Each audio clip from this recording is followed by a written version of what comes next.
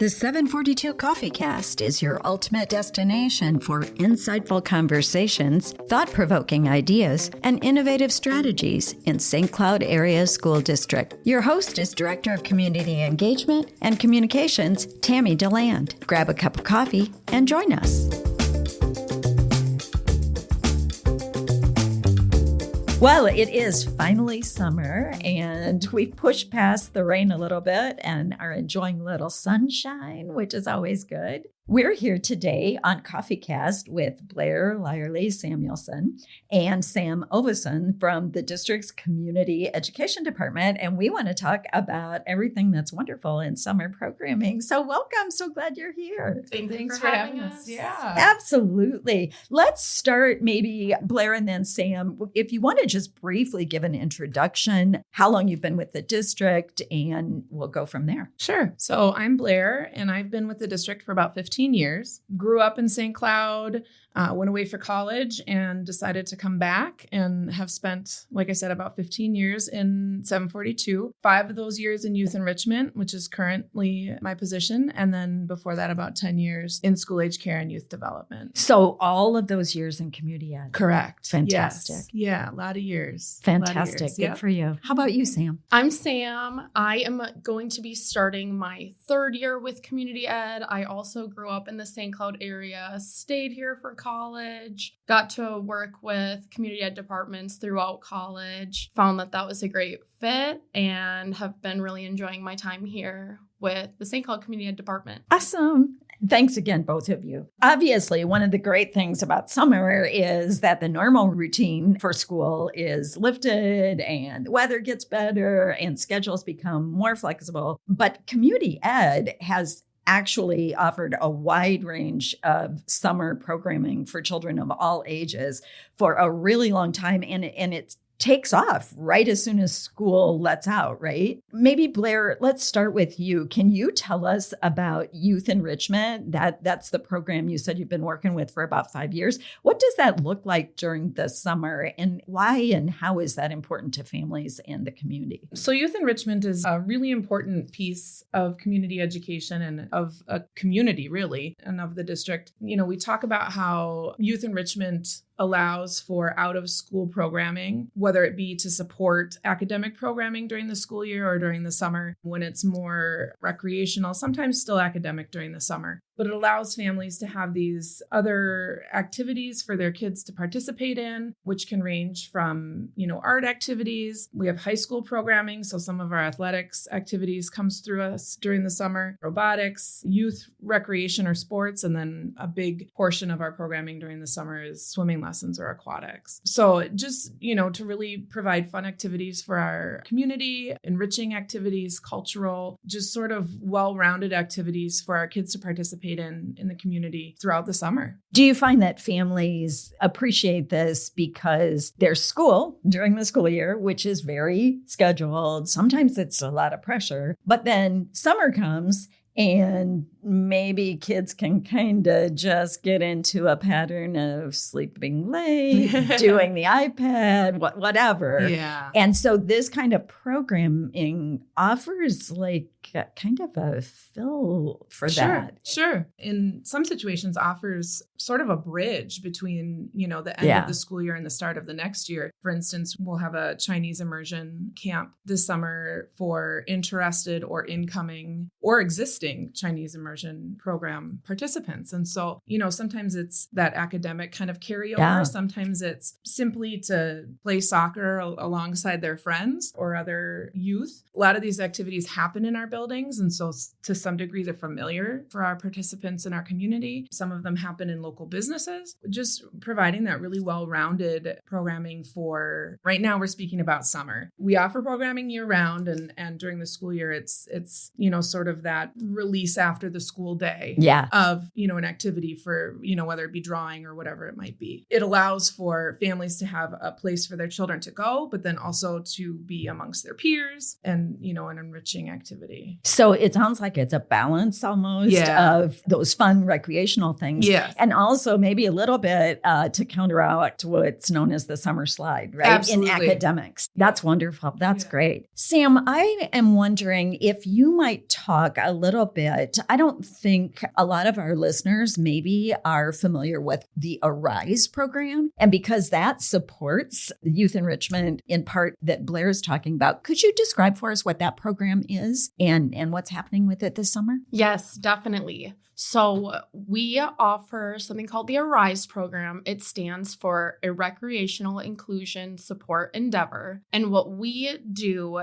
is we provide one-on-one support for students with disabilities that allows them to take part in community activities, both with our district and other community partners, and successfully participate alongside their neurotypical peers. As we know, throughout the school year, a lot of our students in our community get that one-on-one support throughout the school day, and it ends when the school day ends. So we help bridge that gap and offer that support in activities outside of the school day. We support sports, camps, art programs, theater programs, and that's not just within our district. We are a community program, so we also connect with neighboring districts or camps or offerings through community partners like the city, the Paramount, and we can offer that one-on-one support for students that need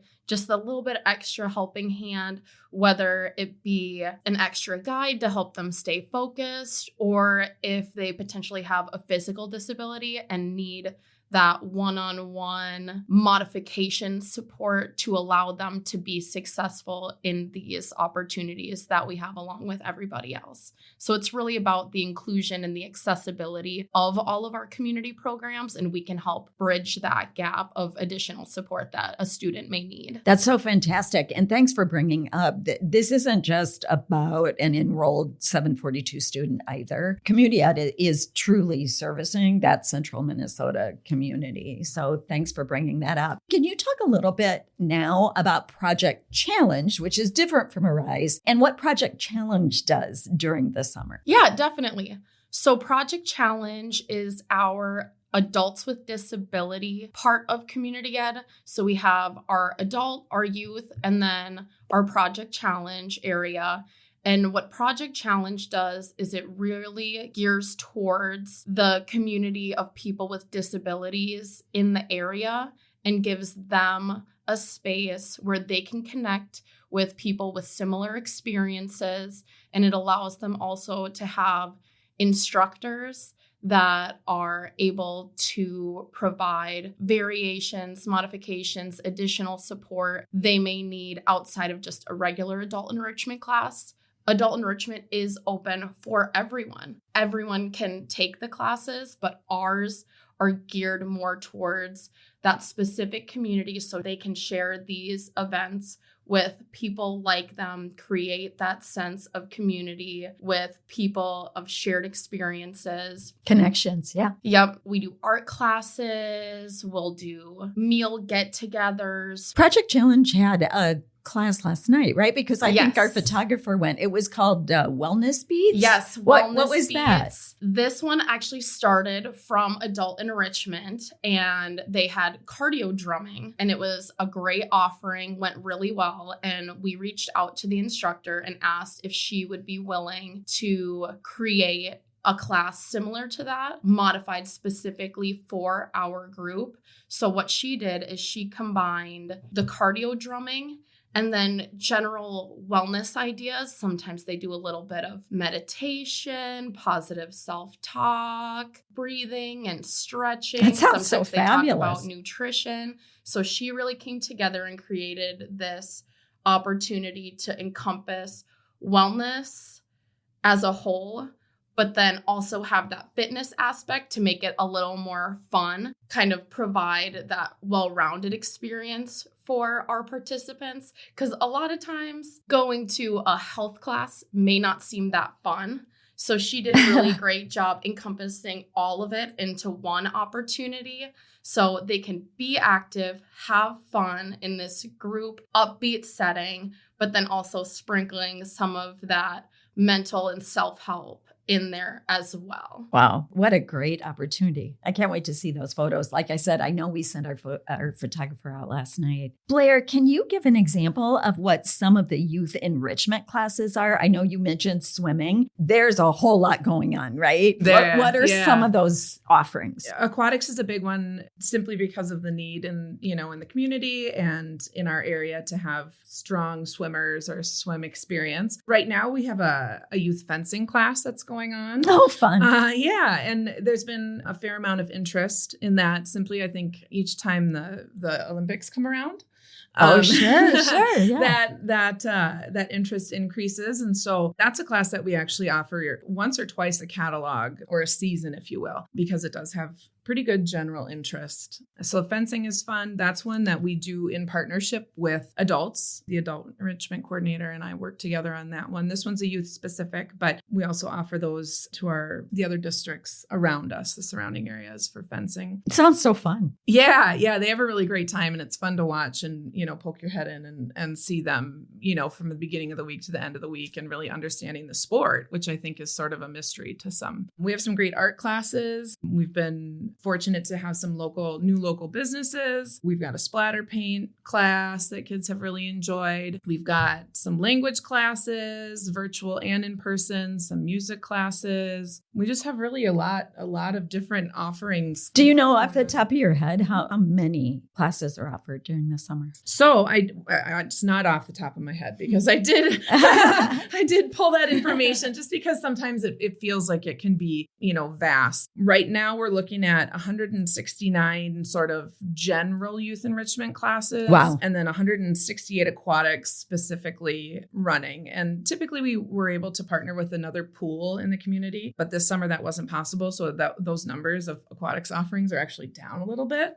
Hopefully in the future that'll grow again. But as of right now, we're seeing about 1,200 unique participants for the summer. That's just amazing. It's a lot. It's a lot. Yep. Yeah. What a valuable asset to our whole community. I'm curious about, and either one of you can answer this or both. You mentioned, Sam, about the creativity of your teacher for that Wellness Beats. So I'm curious about who are these teachers? Who teaches our classes? Where do they come from? For Project Challenge specifically, we kind of have two sides. We have a group of community people, many of them potentially retired, who are looking to give back to the community, still work, but provide something to give back.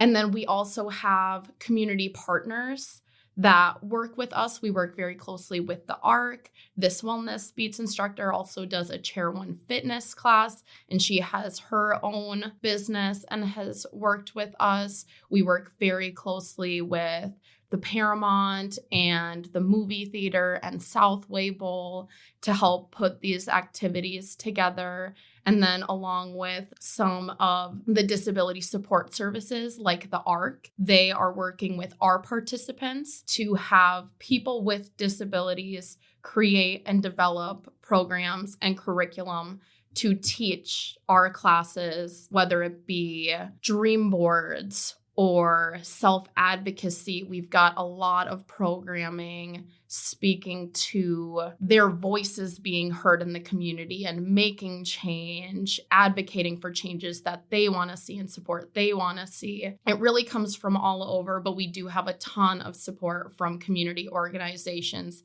reaching out to us saying that they want to be supporting programs that we have going on. And so that's really specialized. Absolutely. And Blair, I mean, obviously, I'm assuming with aquatics, you've got licensed people there. What about some of these interests? Like what about an art class, for example, or the fencing? Sure. How do you get teachers? Yeah.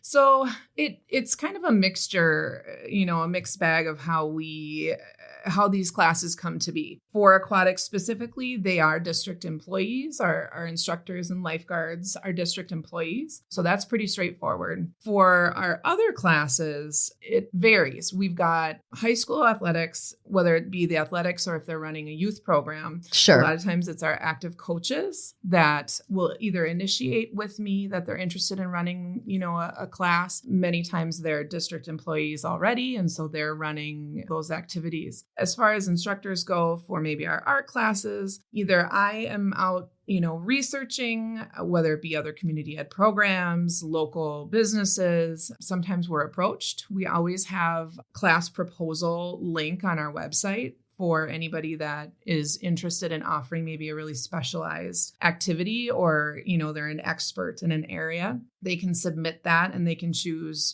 project challenge, adult enrichment or youth enrichment for who they would like target their audience to be. Yeah. And so sometimes it's somebody that crosses and does youth and adult and project challenge, which is always kind of a benefit to us across the board. So I think you answered one of my questions. So if I have a particular talent, let's say I'm an amazing knitter, which I'm not, by the way. you could call my daughters, but I'm just using that as an example. So if I had this talent and it's something I would be interested in working with community ed, what's the process there? How would I go about letting you all know that I have this interest that I'm willing to teach? For us, that link online. Otherwise, if you want to connect directly, by phone, contacting our department is always an option. And then we just talk through sort of the process, what it entails, what compensation might look like, that sort of thing. Sometimes people want to do things, and not be paid, like all of our high school coaches and that sort of thing for their youth programming. It's all volunteer based. For me, they would contact either through the department directly or through instructor proposal. Sam, I don't know if you want to speak to if yours is different. For Project Challenge, the process would generally be the same depending on what you're looking to offer. When we do art classes, group outings, field trips, most of the time we would take you on as a Project Challenge instructor, which would be a district employee. And then from there, you can submit class proposals for things like our fitness classes or our self-advocacy classes. Those we do contract out. With the community partners that you mentioned. With the community partners. And then that would be that same process that Blair just mentioned. Otherwise, we do go through the district employee avenue, and then that also opens it up if they would like to participate in any of the other classes we offered, then they also have that opportunity to integrate themselves more into the program in that way. Yeah. So we just hit 4th of July, which always makes my stomach roll over just a little bit because I'm like, how is summer halfway through? We've still got offerings, right? People can still sign up this summer, correct? Yes, absolutely. So how do we go about doing that if we have an interest in classes? We do have all of our offerings posted online at our community ed website, which is a wonderful website, very user-friendly, very administrator-friendly. And we also have our catalogs. Those get sent out 3 times a year with all of our offerings listed. So you can register So it's not online. too late. Nope. We do offer programming all year. Our summer programming will go through about the beginning of September or so, right before school starts. Yeah, that's fabulous. And then we'll roll right into fall. And Blair, is that true for Youth Enrichment as well? It is. Yep. A few of our summer, end of the year, end of the season classes will roll into the fall, and then we run right into fall. We typically try and give families a little settle time into that back to school period, but there really is no downtime, and classes are open and running. People, can join and see what's still offered for the remainder of the summer and see what interests them. Our next catalog. I was just going to say the fall catalog is going to be here before we know it. We're already preparing, getting classes in and planned. So that will go up for registration about mid-August. And then the paper copy catalog that goes out to everybody in the community will go out. Typically, it's the end of August. So lands in mailboxes, that first week of September, typically. I want to thank you both again for coming on the show today, because I think that I'm just not sure to what extent people are aware of these rich opportunities, and that it goes all through the summer and how to go about it. And I do want to shout that out, because you both mentioned going online, and you're talking about the school district website, which is the ISD742.org. And then by going to the school district website, you hit that community ed, and it's its own website. Yeah, it's and you can register for classes, do all of that, or as you said, the instructor proposals. I just want to make sure that, because I'm just not sure the extent to which people realize how many opportunities are out there. And I remember from when I had school-age children, knowing that stuff was going on in the summer and getting my kids out of, in my children's cases, it was their nose in books, which is great. But all summer long, having those other opportunities and outdoor, the camps are just so fabulous. So thank you again so much. Thanks for having us. You are so welcome. And I don't know if you are aware, but we have this tradition on CoffeeCast. You get a mug. Oh, thanks. You're so welcome. I'm sorry I don't have the coffee. But you did get to take home the mug.